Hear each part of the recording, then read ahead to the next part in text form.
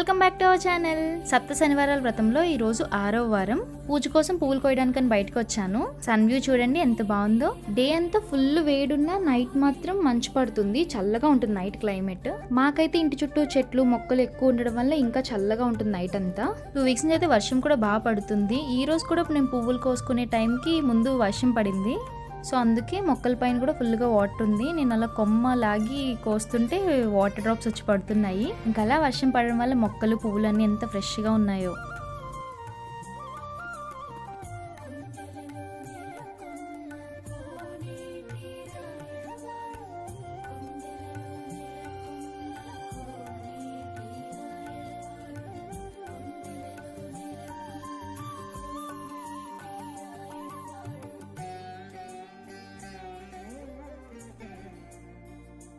ఇంకా పూజ కోసమని నేను తలస్నానం చేసి పువ్వులన్నీ కోసుకుని పూజ గదిలోకి వచ్చేసరికి యాజ్ యూజువల్గా అమ్మ అన్నీ సర్దుంచారు. నైవేద్యాలు కూడా ప్రిపేర్ చేస్తారు. ఇంకా అవన్నీ పెట్టేసి పూజ స్టార్ట్ చేసుకుంటున్నాను. నేను సప్త శనివారాల వ్రతాన్ని తేలికైన పద్ధతిలోనే చేసుకుంటున్నాను కాబట్టి తొందరగానే అయిపోతుంది. కానీ తెలిసిందే కదండి, నాకు అలంకరించడానికి టైం పడుతుంది. అందులో కూడా ఏంటంటే పెట్టింది అలా ఉంచాను, మళ్ళీ పెట్టిన తర్వాత అక్కడ అది కరెక్ట్గా సెట్ అయితేనే కలర్ దాని పక్కన నచ్చితేనే ఉంచుతాను. లేకపోతే మళ్ళీ అది తీసి మళ్ళీ వేరే కలర్ ఫ్లవర్ పెట్టి మళ్ళీ దాని పక్కన ఇంకొకటి సెట్ చేసి అలా సర్దుతూ ఉండడం వల్ల ఎక్కువ టైం పడుతుంది. యాక్చువల్గా నాకు ఈ వారం పూజ చేసుకునే టైంకి హెల్త్ కూడా అంత సపోర్ట్ చేయలేదు. అందుకే వీడియో కూడా లేట్గా అప్లోడ్ చేస్తున్నాను. ప్రతి వారం అయితే శనివారం పూజ అయిన తర్వాత ఆ రోజు ఖచ్చితంగా అప్లోడ్ చేస్తాను. 5 వారాలు 6వ వారంది అందుకే లేట్ అయింది. తొందరగా ఎడిట్ చేసి వాయిస్ ఓవర్ ఇవ్వడానికి అన్నిటి కొంచెం ఓపిక సరిపోక 2 డేస్ టైం పట్టింది.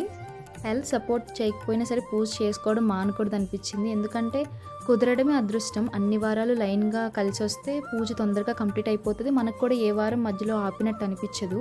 సో అలా కలిసి వచ్చినప్పుడు ఇంక పూజ మానకుండా చేసుకోవాలనిపించి కంప్లీట్ చేసుకున్నాను. చక్కగా 6వ వారం కూడా అందంగా పూజ కంప్లీట్ అయింది. అయినా నేను ఒక్కదాన్ని ఉన్నప్పుడు అలా చేసుకోవాలంటే భయం వేస్తుందేమో, ఒక్కదాన్ని ఓపిక సరిపోతుందా లేదా అని. కానీ అమ్మ అంతా చేస్తారు కాబట్టి రోజు మామూలుగా ఉన్నా సరే అమ్మ మొత్తం నేను వచ్చేసరికి అన్నీ సర్దేస్తారు. ఇంకా అలాంటిది ఎలా ఉంది, మొత్తం అన్నీ సర్ది పెట్టి ఉంచేస్తే ఇంకా వచ్చి దీపారాధన చేసుకుని మనస్ఫూర్తిగా స్వామివారి శ్లోకాలన్నీ చదువుకుని పూజ కంప్లీట్ చేసుకోవడమే కాబట్టి చక్కగా చేసుకోవచ్చు. పూజ అయితే ఇంకా ప్రతి వారంలాగే ముందు తలస్నానం చేసి వచ్చి పూజ పీట పెట్టుకుని పీట మీద స్వామివారి ఫోటో నీట్గా క్లీన్ చేసుకుని బొట్టు పెట్టి అలంకరించుకుని పెట్టుకోవాలి. నైవేద్యాలు చలివిడి వడపప్పు పానకం, ఇంకా మన ఓపిక మనకి ఇంకా ఏం చేసుకోవాలనిపిస్తే అవన్నీ చేసి స్వామివారికి నైవేద్యం పెట్టచ్చు. ఈ వ్రతంలో నేను బాగా నేర్చుకుంది పిండి దీపాలు చేయడము. మొదటి వారంలో అమ్మ నేర్పించారు. అప్పటితో అలా కంపేర్ చేస్తే ఇప్పటికి నాకే బాగా చేయడం వచ్చింది. పిండి సరిగ్గా కలుపుకుంటే దీపం చేయడం వచ్చేసినట్టే. కన్సిస్టెన్సీ కరెక్ట్గా ఉంటే దీపం కరెక్ట్గా కుదురుతుంది. చేయడం బాగా వచ్చింది. చేసిన వెంటనే కుదురుతున్నాయి కాబట్టి తొందరగానే చేస్తాను. 7 ప్రమిదలు అలా అందంగా అలంకరించి ఆవునెయ్యి పోసి ఒత్తులు వేసి పెట్టాను. నేను ఈ వారం వ్రతంలో మెయిన్గా చెప్పాలనుకుంటుంది నేను వ్రతం ఎందుకు చేసుకుంటున్నానని. సప్త శనివారాల వ్రతం మెయిన్గా ఎవరైనా చేసుకునేటప్పుడు మొక్కుకుంటారు. ఇల్లు కావాలి, పెళ్ళి అవ్వాలి, లేదా పిల్లలు పుట్టాలి, ఇలా ఏదైనా మొక్కుకుని 7 వారాల వ్రతం పూర్తి చేస్తారు. అది కంప్లీట్ అయ్యేసరికి ఖచ్చితంగా స్వామివారు కొంచెం టైం పట్టచ్చు. అందరికి కొంతమందికి వెంటనే అయిపోతుంది, కొంతమందికి కొంచెం టైం పట్టచ్చు. కానీ అలా పట్టినా అది మాత్రం మనం మొక్కుకున్న మొక్కు ఖచ్చితంగా నెరవేరుతుంది. కానీ నా విషయంలో అయితే స్వామివారు నేను అడిగింది ఇచ్చారు. తర్వాత ఇప్పుడు నేను వ్రతం అయితే చేసుకుంటున్నాను. మరి నేను అడిగిన కోరిక ఏంటంటే స్వామివారిని, మీకు తెలుసు కదా బాబు చిన్నోడు, నేను వీడియోస్లో చెప్తూ ఉంటాను. వాడికి ఇప్పుడు 8th మంత్. వాడికి 2nd మంత్లో కఫ్ వచ్చింది. చాలా ఎక్కువ కఫ్, అంటే మనకి ఎలా వస్తుందో అంత ఎక్కువగా. వాడు తగ్గడానికి కూడా అసలు ఓపిక సరిపోయేది కాదు. 2nd మంత్ అంటే యూజువల్గా ఎంత ఉంటారు పిల్లలు, అంత చిన్న ఏజ్లో వాడు తట్టుకోలేకపోయాడు అసలు. అలాంటి సిట్యువేషన్లో ఇంకా చెప్పలేను ఎంత సీరియస్ సిట్యువేషన్ అంటే. అలా సిట్యువేషన్లో ఉన్నప్పుడు నేను స్వామివారిని అడిగాను, నా బిడ్డకి ఆరోగ్యాన్ని ఇస్తే స్వామిని వ్రతం చేసుకుంటానని. నేను అడిగినందుకు స్వామి నిజంగానే మళ్ళీ వాడికి ఆరోగ్యాన్ని ఇచ్చి వాడు ఇప్పుడు హెల్తీగా చాలా హ్యాపీగా ఉన్నాడు. వాడికి అలాగే 100 years అలాగే ఉండాలి అని మనస్ఫూర్తిగా కోరుకుంటున్నాను. ఆ భగవంతుని అదే అడుగుతున్నాను. అసలు వాడు దగ్గుతుంటే వినడానికి కూడా బాధ అనిపించింది. దానికి మనం ఏం చేయలేం. ఆ ఏజ్లో బయటవేవి మనం పట్టలేము. ఇచ్చిన జస్ట్ ఆ మెడిసిన్ మాత్రమే అది రిజల్ట్ చూపించాలి.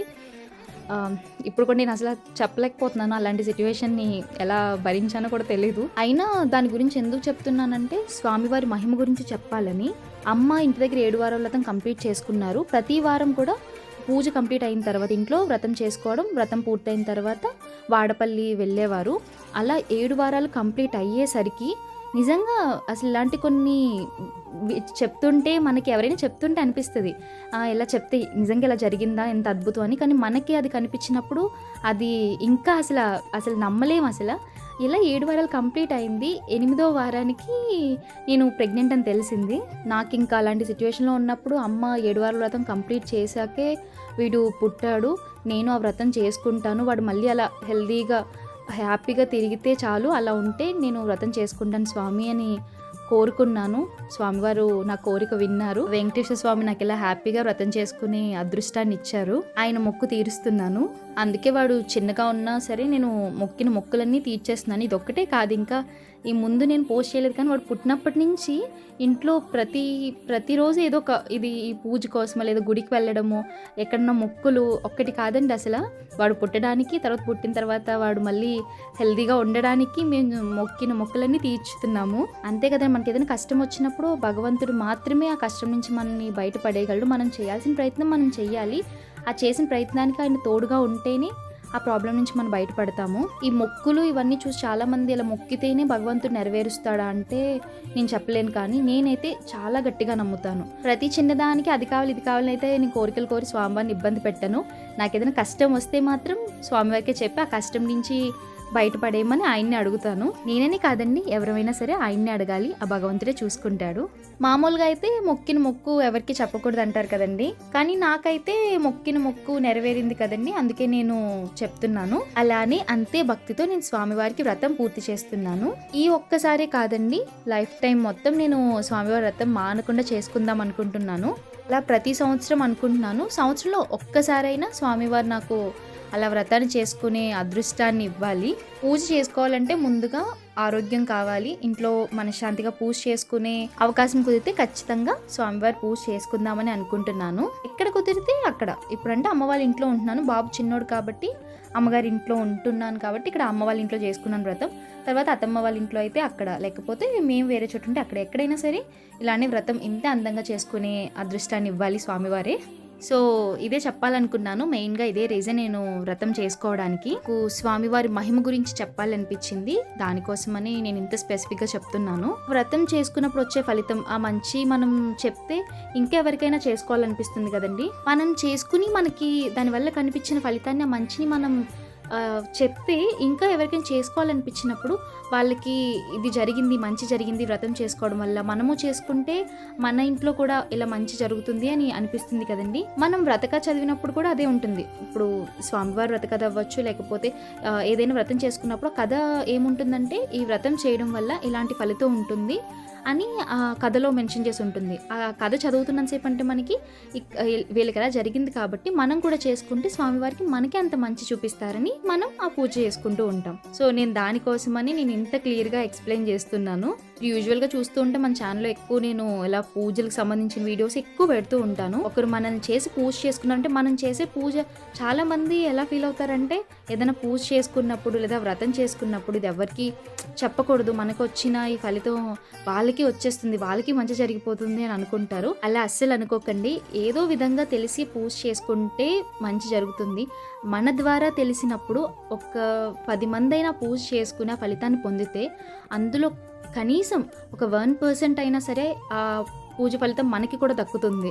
ఆ మంచి కోసమైనా సరే మనం చేసే పూజ నలుగురికి చెప్పడంలో తప్పేమీ లేదండి. అందరికీ ఇలాగే యూట్యూబ్ ఛానల్స్ ఉండి వీడియో మొత్తం తీసి ఇలా వాయిస్ ఓవర్ ఇస్తూ యూట్యూబ్లో పెట్టాల్సినంత అవసరమే లేదండి. మనం చేసుకుంటున్నప్పుడు మనకి తెలిసిన వాళ్ళకి కానీ లేదా మన ఇంటి చుట్టూ ఉన్న నలుగురికి చెప్పినా సరిపోతుందండి.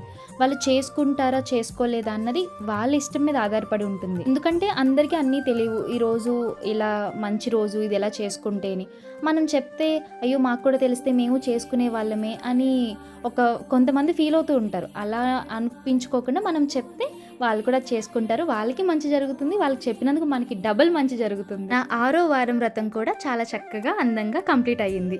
ఇంకా సప్త శనివారం వ్రతంలో 7వ వారం మిగిలి ఉంది. అది కూడా వెంకటేశ్వర స్వామి దయ వల్ల చక్కగా పూర్తి చేసుకుని అది కూడా మీ అందరితో షేర్ చేసుకుంటాను.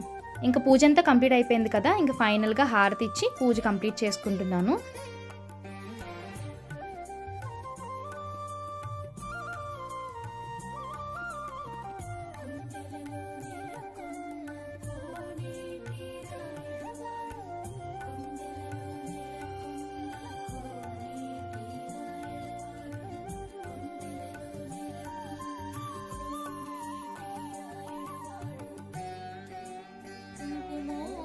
చందనానుచర్చితాయ హారకటక శోభితాయ భూరి మంగళం. ఆ వెంకటేశ్వర స్వామి మనందరినీ చల్లగా చూడాలని మనస్ఫూర్తిగా కోరుకుంటున్నానండి. ఓం నమో వెంకటేశాయ. ఈవినింగ్ పూజకు ముందు పెట్టిన ప్రమిదలు అవన్నీ తీసుకొచ్చి ఒత్తులు తీసేసి గోమాతకు పెట్టాను. నా పూజ ఎప్పుడు కంప్లీట్ అవుద్దా, ఎప్పుడు తీసుకొచ్చి పెడతానా అని అలా వెయిట్ చేస్తూ ఉంటుంది. పెట్టడమే ఆలస్యము, చక్కగా తింటుంది చూడండి. నాకు పూజ అయిన తర్వాత ఎక్కువ హ్యాపీగా అనిపించేది కూడా ఇదే. ఆ పూజ కంప్లీట్ అయిపోయిన తర్వాత అవి నేను కొంచెం ప్రసాదం తింటాను. కంప్లీట్గా మనం తిన్నా, లేకపోతే అలా తినడానికి పాసిబుల్ ఉంటే నేనే తినేసినా, లేకపోతే వాటర్లో కలిపి పెట్టేసిన, అలా కన్నా నాకు తీసుకొచ్చుకుని నేనే నా చేతులతో అలా పెడుతూ అది తింటూ ఉంటే నాకు ఎంత హ్యాపీగా అనిపిస్తుందో. ఇంట్లో అలా గోమాత ఉండడం ఎంత అదృష్టమో. నేను రోజు పూజ చేసుకున్నప్పుడు ఖచ్చితంగా స్వామివారికి ఆవు పాలు పెడతాము. ఆ ఆవు పాలు మన ఇంటి దగ్గరదే ఆవుదల తీసుకుని పెట్టడం అంటే నిజంగా మా పెద్దమామయ్య పుణ్యమా అని నాకు ఆ అదృష్టం దక్కింది. గోమాతని పూజించుకోవచ్చు, ఆవు పాలు తాగొచ్చు, పూజకి ఆవు పాలు ఉపయోగించుకోవచ్చు. ఇలా పూజ అయిన తర్వాత ప్రసాదాలన్నీ తీసుకొచ్చి ఆవిడకి పెట్టచ్చు. ఇలా ఆవు ఇంట్లో ఉంటే చాలా యూజెస్ అండి. అందుకని మా మామయ్య చాలా ఇష్టంగా ప్రేమగా పెంచుకుంటున్నారు. ఆయనకే కాదు, నాకు కూడా చాలా ఇష్టం. ఇంకా పూజ అంతా అయ్యేసరికి మార్నింగ్ వర్షం పడిందని చెప్పాను కదండి. ఈవినింగ్ కూడా క్లైమేట్ ఎలా మారిపోయింది, మొత్తం వర్షం పడేలాగా చక్కగా చల్లగా ఎంత బాగుందో క్లైమేట్. ఇంకా అలా క్లైమేట్ని చూస్తే ఎంజాయ్ చేయడమే ఆలస్యము. వర్షం స్టార్ట్ అయిపోయింది. ఇప్పటి వరకు పూజను చూసారు కదా, ఇప్పుడు మీరు కూడా కూల్గా క్లైమేట్ని చూసి ఎంజాయ్ చేయండి. ఈ వీడియో మీకు నచ్చినట్లయితే please like, share to friends and family members. Comment చేయడం మర్చిపోకండి. Thanks for watching. సబ్స్క్రైబ్.